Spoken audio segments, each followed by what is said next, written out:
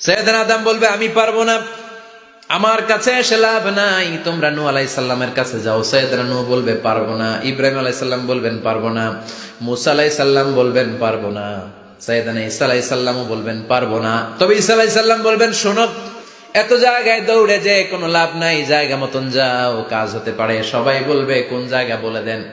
সাইয়েদনা ঈসা আলাইহিস সালাম বলবেন আজকের এই কঠিন দিনে আমাদের সবার বিপদ, এই বিপদের দিনে কেউ আল্লাহর সামনে দাঁড়াতে পারবে না একজন ছাড়া, ওনার নাম হলো মুহাম্মাদুর রাসূলুল্লাহ সাল্লাল্লাহু। বিশ্বনবী মাকামে মাহমুদে তখন সিজদায় পড়ে থাকবেন। আমরা খুঁজতে থাকবো বিশ্বনবীকে এই কঠিন দিনে, বিপদের দিনে নবীকে আমরা মাকামে মাহমুদে পেয়ে যাব।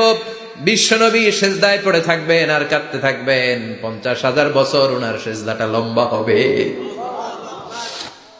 এই 50,000 বছর আমাদের জিকির হবে ইয়া নাফসি ইয়া নাফসি, আল্লাহ আমারে বাঁচাও। আর এই 50,000 বছর বিশ্বনবী জিকির করবেন ইয়া উম্মতি ইয়া উম্মতি, আল্লাহ আমার উম্মতকে বাঁচাও, আমার অনুসারীদেরকে বাঁচাও, আমার পেয়ারা উম্মতদেরকে তুমি মাফ করে দাও।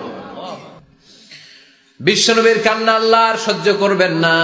সবাই যে বলবে ও নবী, সব নবীদের কাছে ব্যর্থ মন নিয়ে ফিরে এলাম, আপনি কিছু করেন। আল্লাহ বলবেন নবী আর কাঁদবেন না, আপনার কান্না আমার সহ্য হয় না, আপনি মাথা তোলেন, একটু তোলেন মাথা। এরপর আসাক নবী মাথা তোলেন, সাল তুতা, আমার কাছে কি চাইবেন বলেন আমি দেই। ওয়াশফা তুশাফা, শাফাত করেন ও নবী, যার জন্য সুপারিশ করবেন তবে তাদের জন্য সুপারিশ করা হবে যারা দুনিয়ার বুকে কোনো বেদাত তৈরি করে নাই। বিশ্বনবী যা যা শিখিয়েছিলেন ইসলামটারে ওইভাবে মেনেছে, নতুন কিছু ঢুকায় নাই।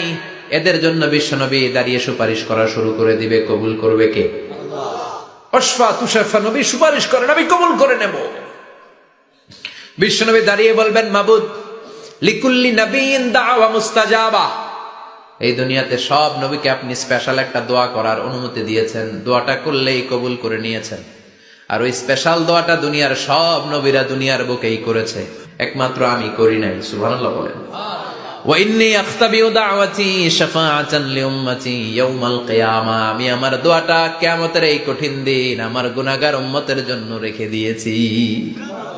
বিশ্বনবী তখন সুপারিশ করতে শুরু করবেন, চিৎকার করে পড়েন আল্লাহু আকবার।